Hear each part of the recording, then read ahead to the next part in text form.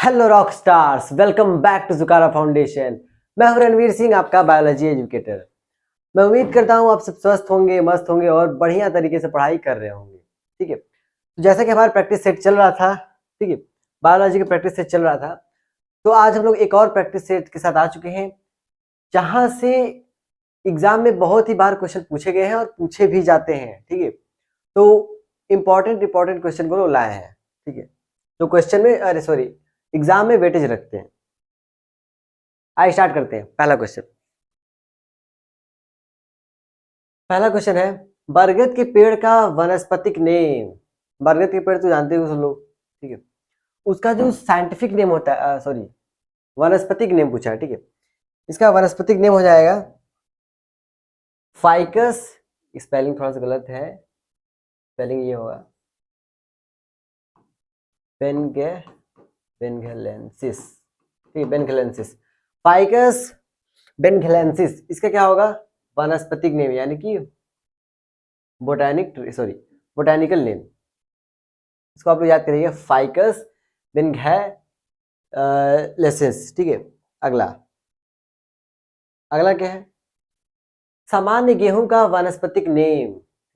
सामान्य गेहूं का पूछा है। अगर अगर सामान्य गेहूं ना पूछे, ठीक है, अच्छा गेहूं का ठीक है, अगर चावल पूछे, ठीक है, चावल भी कौन सा चावल? एक आता है गोल्डन राइस। ठीक है, गोल्डन सुनहरा चावल कह सकते हो उसे, गोल्डन। इसका भी पूछ देता है राइस। ठीक है, गोल्डन राइस का जो साइंटिफिक नेम है वो है ओरिजा सटाइवा। ओरिजा सेटाइवा, ये भी एग्जाम में पूछ सकता है। ठीक है, तो इसको आप लोग याद रखिएगा। फिलहाल हमें यहाँ देखना है गेहूं का वानस्पतिक नेम पूछा है, साइंटिफिक नेम पूछा है। ठीक है, वानस्पतिक नेम क्या हो जाएगा इसका? ट्रैटिकम एस्टिवम। ठीक है, ट्रैटिकम एस्टिवम राइट आंसर हो जाएगा। वानस्पतिक नेम पूछा है। ठीक है, अगला होमोसैपियंस। सबको पता होगा होमोसैपियंस क्या होता है। हम लोग का साइंटिफिक नेम, ह्यूमंस का साइंटिफिक नेम होता है होमोसैपियंस। ठीक है, लेकिन ये पूछा है शब्द किसने दिया, तो ये एक साइंटिस्ट थे, कार्ल लिनियस। ठीक है, इनका पूरा नाम क्या है? Karl Linnaeus. ठीक है, ये हमारा क्या हो जाएगा? Right answer, Karl Linnaeus. इन्होंने होमोसैपियंस नाम दिया। अगला क्वेश्चन, राना टिग्रिना किस जानवर का वैज्ञानिक नाम है? ठीक है, राना टिग्रिना सबको पता होगा, फ्रॉग। ठीक है, जो मेंढक है, मेंढक। ठीक, मेंढक का साइंटिफिक नेम होता है राना टिग्रिना, क्लास 11th में पढ़ाया गया होगा। अगला क्वेश्चन है, ब्यूटिया मोनोस्पर्मा किस पौधे का वानस्पतिक नेम है? मूलतः भारतीय उपमहाद्वीप का है। भारतीय उपमहाद्वीप का है और ब्यूटिका मोनोस्पर्मा इसका साइंटिफिक नेम, वानस्पतिक नेम पूछा है। इसका किसका वानस्पतिक नेम है ये पूछा है। ब्यूटिका मोनोस्पर्मा, ये जो है पलाश का। ठीक है, पलाश का साइंटिफिक नेम है। ये एक पौधा है, ये एक पौधा है, इसका साइंटिफिक नेम क्या है?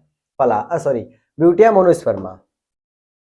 अगला क्वेश्चन, बिल्ली प्रजाति के सदस्यों को दिया जाने वाला वर्गीय नाम क्या है? जो बिल्ली की प्रजाति है, फैमिली है, उसको कहा क्या नाम दिया गया उसकी प्रजाति के सदस्यों को? तो उसको दिया है फेलाइन। ठीक है, फेलाइन। अगर हम देखें फैलिडे, ऑर्डर कौन सा है इसका? फैलिडे। ठीक है,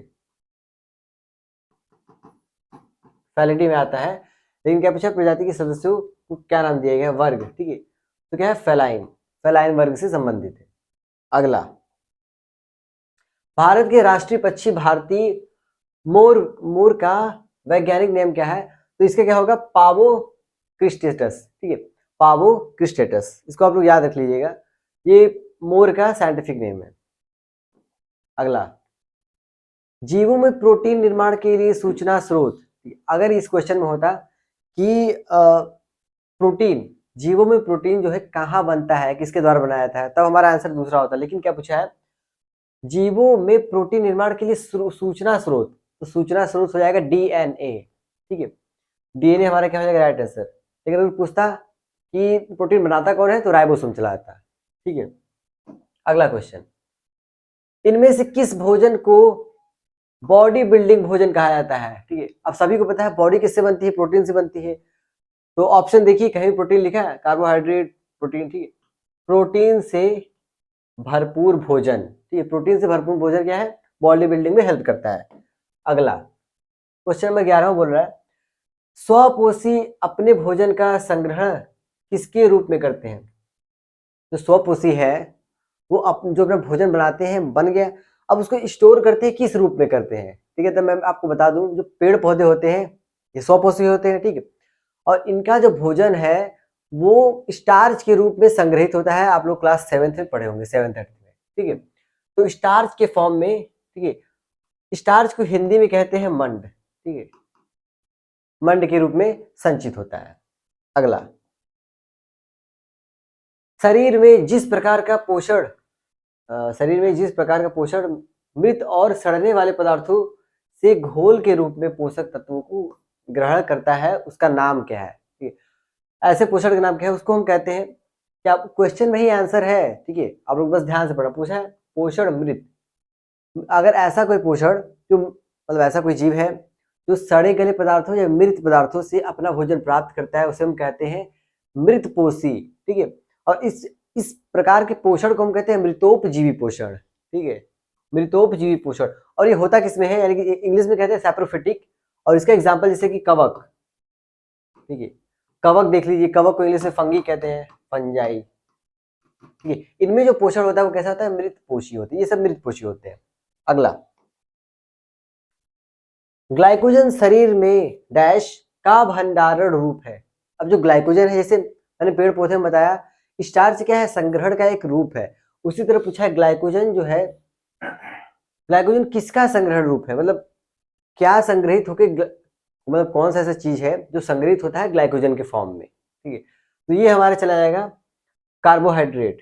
ठीक है, हमारे बॉडी में जितने भी कार्बोहाइड्रेट बन रहा है, ठीक है, जितना हमारा शरीर इस्तेमाल करना था कर लिया, लेकिन जो बच गया है वो ग्लाइकोजन के फॉर्म में इकट्ठा हो जाता है, मतलब एकत्रित रहता है। ठीक है, ये मनुष्यों को बता रहे हैं। ठीक है, हम लोगों में ऐसा होता है, लेकिन अगर पेड़ पौधों में स्टार्च। अगला क्वेश्चन नंबर 14 कह रहा है, कौन सा पोषक तत्व भंजन के पश्चात अधिकतम ऊर्जा प्रदान करता है? ठीक है, भंजन के पश्चात कौन सा सबसे ज्यादा अधिक ऊर्जा प्रदान करेगा, तो वो हमारा हो जाएगा वसा, दैट इज फैट। ठीक है, जब इसका भंजन होता है सबसे ज्यादा मतलब एनर्जी इसी से मिलता है। अगला पॉइंट, अगला क्वेश्चन है, डैश बालों का मुख्य संरचनात्मक पदार्थ है। ठीक है, बालों के लिए क्या जरूरी है जो उसका संरचना बनाए रखता है? तो हमारा सीधा सा हो जाएगा कैराटीन। कैराटीन, अगर बहुत सारे ब्यूटी पार्लर में लोग जाते हैं, ठीक है, कैराटीन कराने के लिए, ताकि बालों को जो न्यूट्रिशन मिल सके, पोषण मिल सके। ठीक है, तो कैराटीन हमारा राइट आंसर हो जाएगा। मछली के लिवर ऑयल, मछली के जो तेल होता है, मतलब मछली से निकलता है जो भी, मछली के लिवर ऑयल में प्रचुर मात्रा में होता है। क्या प्रचुर मात्रा में होता है? ठीक, मछली की अगर हम देखें ऑयल, जो उसका लिवर ऑयल है उसमें विटामिन ए और डी दोनों प्रचुर मात्रा में होता है। अगर मान लीजिए किसी को रतौंधी है, तो वो मछली खाएगा तो उसका हो सकता है रतौंधी गायब हो जाए, क्योंकि इसमें विटामिन डी होता है। और रतौंधी किसकी वजह से होता है? विटामिन ए की कमी की वजह से होता है। तो विटामिन ए तो हमें मिल ही रहा है। ठीक है, तो इसका आंसर हो जाएगा विटामिन डी और ए दोनों। ठीक है, दोनों इसमें पाया जाता है। अगला क्वेश्चन, विटामिन के प्राकृतिक रूप से डैश में पाए जाने वाले जीवाणुओं द्वारा निर्मित होता है। तो विटामिन के अगर प्राकृतिक रूप से पूछे तो हमें कहाँ मिलता है? और जो आंत है, आंत में जो जीवाणु होते हैं उनके द्वारा निर्मित होता है। ठीक है, आंत के जीवाणु द्वारा, यानी इंटेस्टाइन। ठीक है, ये भी बहुत अच्छा क्वेश्चन है, एग्जाम में आने लायक है कि विटामिन के प्राकृतिक रूप से कहाँ पर बनता है। अगला क्वेश्चन, क्वेश्चन नंबर 18, पादपों की कार्बन और ऊर्जा आवश्यकताओं की पूर्ति इनमें से किस प्रक्रिया द्वारा होती है? तो अगर आपको याद हो, कार्बन, ऊर्जा, ये सब ऊर्जा कब मिलेगा? जब वो प्रकाश संश्लेषण करेगा, भोजन बनाएगा, तभी तो ऊर्जा मिलेगा। तो इसका सीधा सा आंसर क्या चला जाएगा? प्रकाश संश्लेषण यानी कि फोटोसिंथेसिस। ठीक है, अगला क्वेश्चन, भोजन के संग्रहण के लिए जाइलम की कौन सी कोशिकाएं उत्तरदायी है? तो इसका सीधा आपको आंसर याद रखना है। ठीक है, लेक्चर थोड़ा सा फास्ट चल रहा है क्योंकि हमें प्रैक्टिस बहुत ज्यादा करना है, कम टाइम में ज्यादा क्वेश्चन करना है, इसलिए थोड़ा सा लेक्चर फास्ट रहेगा। ठीक है, तो ये हो जाएगा पैरेन्काइमा। ठीक है, इसको हिंदी इंग्लिश दोनों में पैरेन्काइमा ही कहते हैं।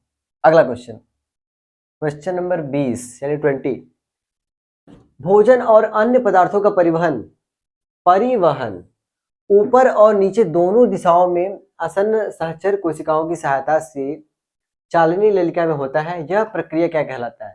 ठीक है, अब क्या पूछा है, परिवहन हो रहा है ऊपर नीचे हर जगह, इसे हम लोग क्या कहते हैं, मतलब ट्रांसलोकेशन कहेंगे इसे लोग। ट्रांसलोकेशन को हिंदी में हम लोग कहते हैं स्थानांतरण। ठीक है, स्थानांतरण ये होना चाहिए ट्रांसलोकेशन। ठीक है, टाइपिंग मिस्टेक है, ट्रांसलोकेशन, ये अब राइट आंसर कर लीजिएगा ऑप्शन ए। ठीक है, स्थानांतरण या ट्रांसलोकेशन हमारा राइट आंसर हो जाएगा। अगला क्वेश्चन, पौधों में प्रकाश संश्लेषण की प्रक्रिया के विभिन्न चरण नीचे दिए गए हैं, विकल्पों में से कौन सा इस प्रक्रिया के विभिन्न चरण, मतलब चरण दिए हुए प्रकाश पौधों में प्रकाश संश्लेषण का हम लोग को ये देखना है कि पहले क्या होता है उसके बाद क्या होता है, सीक्वेंस में मेंटेन करना है। ठीक है, आइए देखते हैं पहले क्या होता है।